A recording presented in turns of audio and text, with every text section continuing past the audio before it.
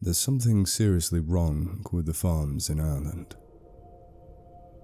Every summer when I was a child, my family would visit our relatives in the northwest of Ireland, in a rural, low-populated region called Donegal. Leaving our home in England, we would road trip through Scotland before taking a ferry across the Irish Sea. Driving a further 3 hours through the last frontier of the United Kingdom, my two older brothers and I would know when we were close to our relative's farm, because the country roads would suddenly turn bumpy as hell. Donegal is a breathtaking part of the country. Its Atlantic coastway is wild and rugged with pastoral green hills and misty mountains. The villages are very traditional, surrounded by numerous farms, cow and sheep fields. My family and I would always stay at my grandmother's farmhouse, which stands out a mile away due to its bright, red-painted coloring. These relatives are from my mother's side, and although Donegal, and even Ireland for that matter, is very sparsely populated, my mother's family is extremely large. She has 12 siblings, which was always mind-blowing to me. And what's more, I have so many cousins. I've yet to meet all of them. I always enjoyed these summer holidays on the farm, where I'd spend every day playing around the grounds and feeding the different farm animals. Although I usually played with my two older brothers on the farm, by the time I was 12, they were too old to play with me and would rather go around to one of our cousins' houses nearby to either ride dirt bikes or play video games. So I was mostly stuck on the farm by myself. Luckily, I had one cousin, Grania, who lived close by and was around my age. Grania was a tomboy, and so we more or less liked the same activities. I absolutely loved it here, and so did my brothers and my dad. In fact, we loved Donegal so much we even talked about moving here. But for some strange reason, although my mum was always missing her family, she was dead against any ideas of relocating. Whenever we asked her why, she would always have a different answer. There weren't enough jobs, it's too remote, and so on. But unfortunately for my mum, we always left the family decisions to a majority vote. And so, if 4 out of the 5 of us wanted to relocate to Donegal, we were going to. On one of these summer evenings on the farm, and having neither my brothers nor Grania to play with, my uncle Dave, who ran the family farm, asked me if I'd like to come with him to see a baby calf being born on one of the nearby farms. Having never seen a newborn calf before, I enthusiastically agreed to tag along. Driving for 10 minutes down the bumpy country road, we pull outside the entrance of a rather large cow field, where, waiting for my uncle Dave, were 3 other farmers. Knowing how big my Irish family was, I assumed I was probably related to these men too. Getting out of the car, these 3 farmers stare instantly at me, appearing both shocked and angry. Striding up to my Uncle Dave, one of the farmers yells at him, "What the hell's this Wayne doing here?" Taken back a little by the hostility, I then hear my Uncle Dave reply, "He needs to know. You know as well as I do they can't move here." Feeling rather uncomfortable by this confrontation, I was now somewhat confused. What do I need to know? And, more importantly, why can't we move here? Before I can turn to Uncle Dave to ask him, the 4 men quickly halt their bickering and enter through the field gate entrance. Following the men into the cow field, the late evening had turned dark by now, and not wanting to ruin my good trainers by stepping in any cow paths, I walked very cautiously and slowly. So slow, in fact, I had gotten separated from my uncle's group.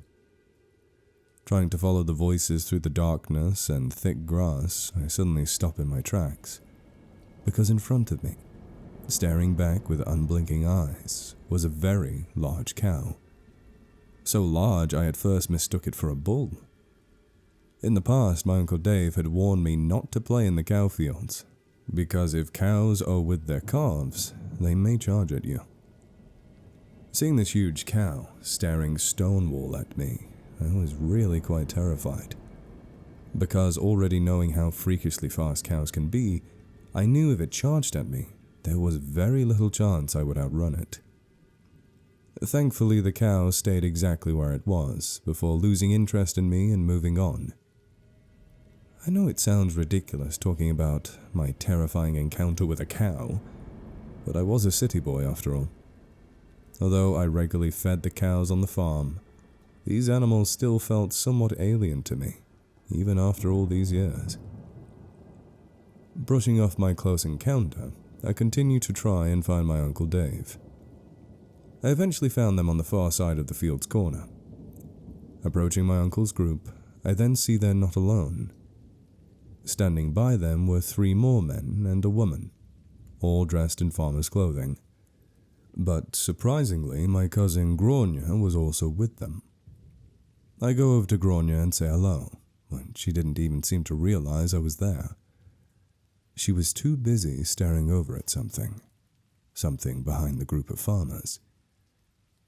Curious as to what Gronya was looking at, I move around to get a better look, and what I see is another cow. Just a regular red cow lying down on the grass. Getting out my phone to turn on the flashlight, I quickly realize this must be a cow that was giving birth. Its stomach was swollen, and there were patches of blood stained on the grass around it. But then I saw something else. On the other side of this red cow, nestled in the grass beneath the bushes, was the calf, and rather sadly, it was stillborn. But what greatly concerned me wasn't that this calf was dead. What concerned me was its appearance. Although the calf's head was covered in red, slimy fur, the rest of it wasn't. The rest of it didn't have any fur at all, just skin. And what made every fiber of my body crawl was that this calf's body, its brittle, infant body, it belonged to a human. Curled up into a fetal position, its head was indeed that of a calf, but what I should have been seeing as 2 front and hind legs were instead 2 human arms and legs, no shorter or longer than my own. Feeling terrified and at the same time in disbelief, I leave the calf, or whatever it was, to go back to Gronya, all the while turning to shine my flashlight on the calf, as if to see if it still had the same appearance. Before I can make it back to the group of adults, Gronya stops me. With a look of concern on her face, she stares silently back at me, before she says, "You're not supposed to be here. It was supposed to be a secret." Telling her that Uncle Dave had brought me, I then asked what the hell was going on. "I'm not allowed to tell you," she says. "This was supposed to be a secret." 20 or 30 so minutes later, we were all standing around as though waiting for something, before the lights of a vehicle pull into the field and a man gets out to come over to us. This man wasn't a farmer. He was some sort of veterinarian. Uncle Dave and the others bring him to tend to the calf's mother, and as he did, me and Gronya were made to wait inside one of the men's tractors. We sat inside the tractor for what felt like hours. Even though it was summer, the night was very cold, and I was only wearing a soccer jersey and shorts.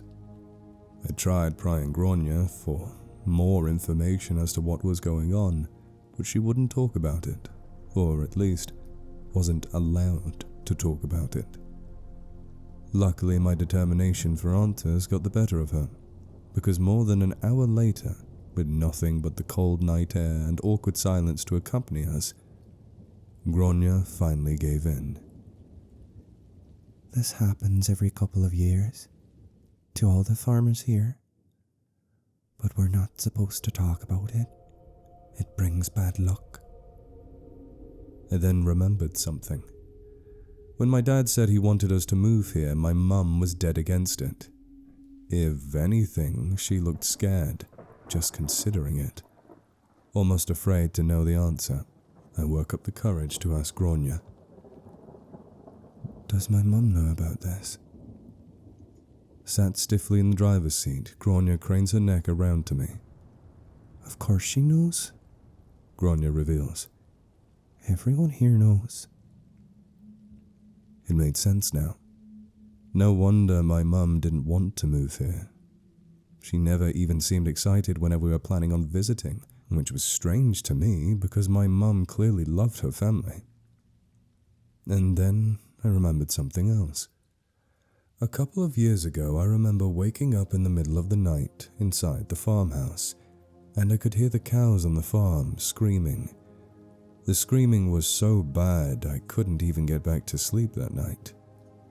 The next morning, rushing through my breakfast to go play on the farm, Uncle Dave firmly tells me and my brothers to stay away from the cowshed. He didn't even give an explanation. Later on that night, after what must have been a good 3 hours, my Uncle Dave and the others come over to the tractor. Shaking Uncle Dave's hand, the veterinarian then gets in his vehicle and leaves out of the field. I then noticed 2 of the other farmers were carrying a black bag or something, each holding separate ends as they walked. I could see that there was something heavy inside, and my first thought was that they were carrying the dead calf, or whatever it was, away. Appearing as though everyone was leaving now, Uncle Dave comes over to the tractor to say we're going back to the farmhouse, and that we would drop Grania home along the way. Having taken Grania home, we then make our way back along the country road, where both me and Uncle Dave sat in complete silence.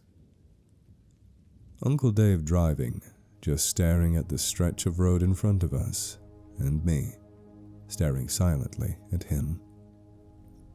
By the time we get back to the farmhouse, it was 2 o'clock in the morning, and the farm was dead silent. Pulling up outside of the farm, Uncle Dave switches off the car engine. Without saying a word, we both remain in the silence. I felt too awkward to ask him what I had just seen, but I knew he was waiting for me to do so.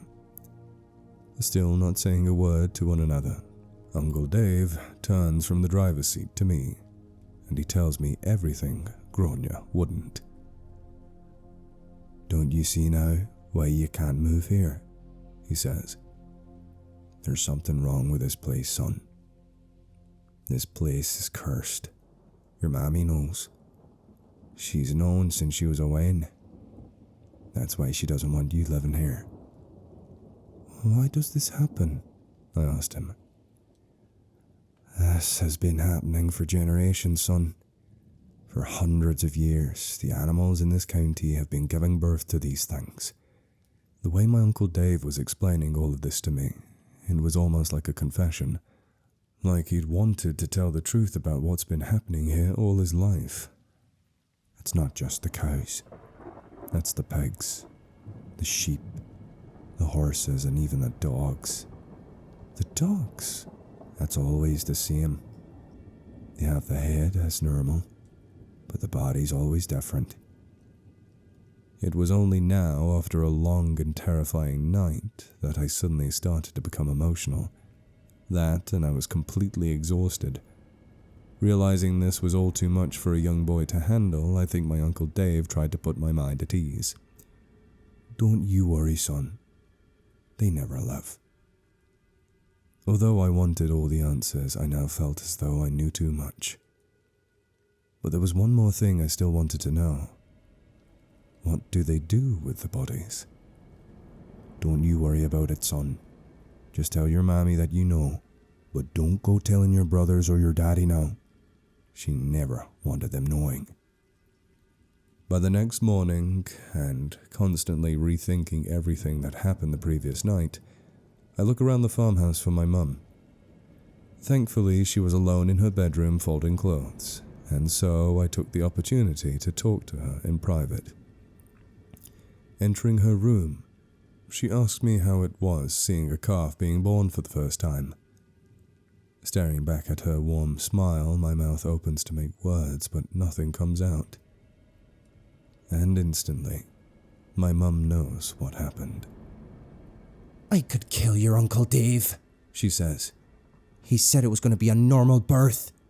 Breaking down in tears right in front of her, my mum comes over to comfort me in her arms. It's okay, chicken.